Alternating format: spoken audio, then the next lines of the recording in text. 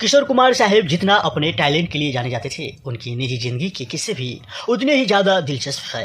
Acting और singing में अपने लाजवाब अंदाज के लिए पहचाने जाने वाले किशोर दा तब तक कोई काम नहीं किया करते थे जब तक कि उन्हें पैसा न मिल जाए। यह बात बिल्कुल सही है। अगर किशोर कुमार साहब को आधे फीस मिलता तो आधा फिल्म करके आधी अधूरी छोड़ देता। लाओ भैया मुझे पूरा पैसा, फिर मैं काम करूँगा। अगर किसी ने आधा पैसा दिया तो काम भी आधा ही छोड़ दिया करते थे, आधा करके किशोर दा।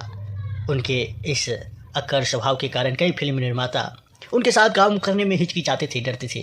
ज़्यादा लोग मिलने घर न आए, इसलिए सबको डराने के लिए घर में हड्डियों और खोपड़ी लगवाए थे किशोर कुमार साहब। किशोर कुमार साहब 13 अक्टूबर 1987 को इस दुनिया को अलविदा कर गए थे। इसी दिन वो अपनी पत्नी के सामने मरने की एक्टिंग कर रहे थे, यानी झूठा एक्टिंग कर रहे थे, और सच में उनकी मौत हो गई। खैर, आज इस वीडियो में किशोर कुमार साहब के बारे में ऐसे ही दिलचस्प बातें, रोचक जानकारियाँ, कई सारे रोचक जानकारियाँ, इंटरेस्टिंग फैक्ट्स जानेंगे। तो फिर देर क्या, चलिए शुरू करते हैं। लेकिन ये वीडियो आप लोगों से छोटी सी अनुरोध है कि वीडियो आखिरी तक जरूर देखिएगा। फिल्म आराधना राजेश खन्ना के लिए पहला ब्रेक था। फिल्म के संगीत पर काम चल रहा था। HD बर्मन फिल्म के संगीतकार थे और उनके ही बेटे RD Burman assistant music director थे। तय हुआ राजेश खन्ना का एंट्री सॉन्ग किशोर कुमार से गवाया जाए। HD बर्मन और शक्ति सामंत ने किशोर कुमार से बात की और धुन सुनाए, यानी गाना की डबिंग। जैसे हम सब गाना लिखते हैं तो गाना आपको मुस्कुराना है, और साथ ही रे ऐसे करके जो भी आप गाना लिखते हैं उसको डबिंग करना होता है, धुन सुनाना पड़ता है। खैर, किशोर दा अपनी अजीब शर्तों के लिए जाने जाते थे। उन्हें जब पता चला कि फिल्म में कोई नया हीरो है तो अड़ गए। किशोर दा ने HD बर्मन से कहा, गाना तो तभी गाऊंगा जब हीरो को देख लूँगा, उससे बात कर लूँगा।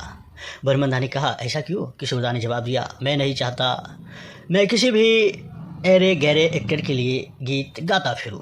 मामला उलझ गया। किशोर दा बड़े स्टार थे तो उनका कहा टाला नहीं जा सकता था, उनका बात मानना पड़ेगा ही। जैसे हिमेन धर्मेंद्र, ठीक उसी तरह से किशोर दा की बात भी नहीं टल सकता था। तय किया गया कि राजेश खन्ना को इंटरव्यू के लिए किशोर दा के पास भेजा जाए। शक्ति सामंत और बर्मन दा ने राजेश खन्ना को समझा बुझाकर किशोर दा के घर भेज दिया। अब राजेश खन्ना और किशोर कुमार पहली बार आमने सामने थे। आधा घंटा बीत गया। घबराहट के कारण राजेश खन्ना का गला सूख रहा था और किशोर दा ने उनसे पानी तक का नहीं पूछा। जी हाँ, आप समझिए, किशोर दा ने उनसे पानी तक का नहीं पूछा। राजेश खन्ना हिंदी सिनेमा के पहला सुपरस्टार। किशोर दा कुछ इस तरह के अक्कर मुनियल दिमाग के थे। इधर उधर की बातें होती रही। किशोर दा राजेश खन्ना को सिर से पैर तक दिखते रहे। फिर एकदम किशोर दा की तरफ से सवाल आया, फिल्में क्यों करना चाहते हो? दो पल को राजेश आवाक रह गए। कुछ देर के लिए राजेश खन्ना, या यूँ समझ लीजिए कुछ देर के लिए अकबक रह गए। एक ऐसा सवाल है, घबराए राजेश खन्ना ने जवाब दिया, जी मैं लोगों की सेवा करना चाहता हूँ। किशोर दा बोले, फिल्मों में काम करके कैसी सेवा? राजेश खन्ना ने कहा, फिल्मों में काम करके मैं लोगों का मनोरंजन करूँगा। मनोरंजन करना भी एक तरह की सेवा ही है। राजेश खन्ना के स्मार्ट जवाब से किशोर दा खुश हो गए। नौकर को आवाज़ दिया, राजेश खन्ना के लिए चाय लाओ, नाश्ता लाओ। किशोर दा ने कहा, तूने बहुत अच्छी बात कही, मैं तुम्हारे लिए गाऊंगा, कई गाने गाऊंगा। और इस इंटरव्यू के बाद रिकॉर्ड हुआ आराधना का पहला गाना, मेरे सपनों की रानी कब आएगी तू, जिसने पूरे देश में धूम मचाया और राजेश खन्ना को हीरो से स्टार बना दिया। आराधना फिल्म का ये गाना आज भी लोग सुनते रहते हैं, मेरे सपनों की रानी कब आएगी तू। खैर, आपने सुना या नहीं, आप हमें कमेंट में जरूर बताइएगा। खैर, इमरजेंसी के दौरान किशोर कुमार के गानों को आकाशवाणी पर बैन कर दिया गया था। मीडिया रिपोर्ट्स में दावा किया जाता है कि केंद्रीय सूचना एवं प्रशासन मंत्रालय की तरफ से किशोर कुमार साहब को फ़ोन किया गया था और कहा था कि वो इंदिरा गांधी के एक प्रोग्राम के लिए जिंगल को अपनी आवाज़ दी। किशोर कुमार ने ऐसा करने से मना कर दिया था। उन्होंने मंत्री से कहा कि वो दिल की बीमारी से परेशान चल रहे हैं और डॉक्टर ने उन्हें आराम करने की सलाह दिया है। किशोर कुमार के इस कदम से सरकार ने उनके सभी गानों को ऑल इंडिया रेडियो पर और दूरदर्शन पर बैन कर दिया था। यह उस वक्त कांग्रेस की सरकार थी। खैर, ऐसे ही एक बार की बात है, किशोर कुमार किसी फिल्म की शूटिंग कर रहे थे और प्रोड्यूसर ने उन्हें आधे ही पैसे दिए थे। कहते हैं किसी चीट कर किशोर दा आधा मेकअप करके ही शूटिंग सेट पर आ गए। जब डायरेक्टर ने उनसे पूरा मेकअप करने के लिए कहा तो उन्होंने कहा कि आधा पैसा आधा काम, पूरा पैसा पूरा काम। कि यार, किशोर दा के बाद डायलॉग सुनिए हंसी आ ही जाता है। किशोर कुमार साहब तो आइडियल थे, मुनियल दिमाग के थे।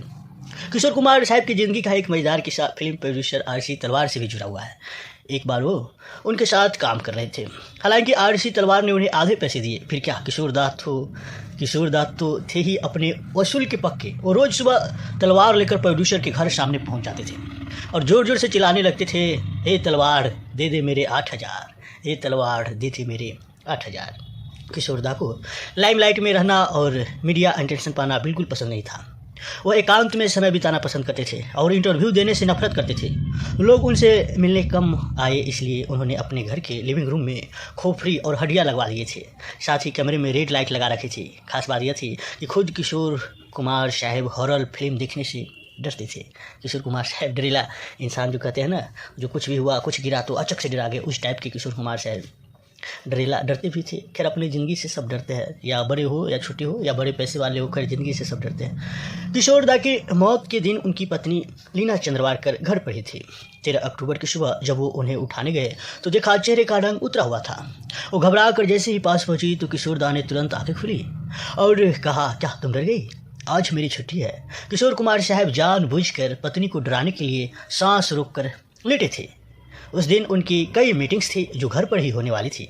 लंच करते हुए उन्होंने पत्नी से कहा, आज मैं film River of No Return देखूंगा। कुछ समय बाद पत्नी लीना ने सुना कि किशोर दा दूसरे कमरे में कुछ फर्नीचर खिसकाकर उनकी जगह बदल रहे हैं।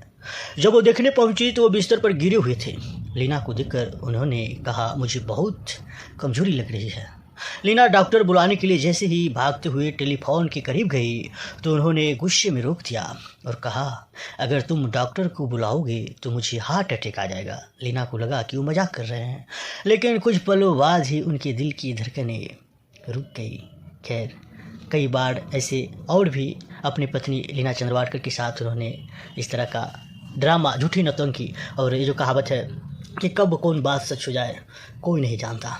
और ठीक किशोर कुमार साहब आखिरी में जिस दिन मरे उससे पहले उन्होंने एक बार अपनी पत्नी लीना चंद्रवारकर को सांस रोक कर ठगने का काम भी किए थे और कुछ ही देर बाद सच में किशोर कुमार साहब इस दुनिया को अलविदा कर गए। खैर आपको किशोर कुमार साहब के बारे में जानकारी कैसा लगा, रोचक बातें, अनसुनी बातें कैसा लगा, आप हमें कमेंट में बताइएगा और इस वीडियो को शेयर कीजिएगा और नीचे लाल बटन दबाकर इस चैनल को फ्री में सब्सक्राइब कीजिएगा।